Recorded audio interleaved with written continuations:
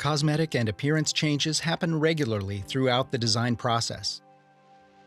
Understanding and updating these changes should happen regardless of when or how you open your files.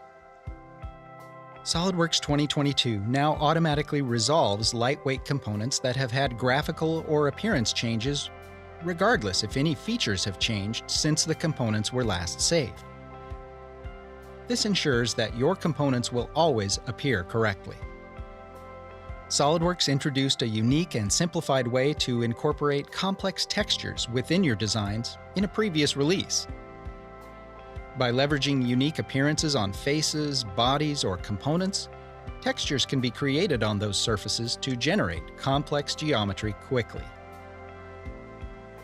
SOLIDWORKS 2022 delivers increased performance and responsiveness when creating these oftentimes complex and highly detailed textures, meaning you can use them in more places without sacrificing performance.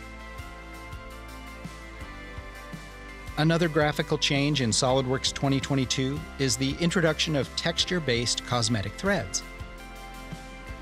These new cosmetic threads, beyond looking great, make it much clearer to understand which components have threads on them.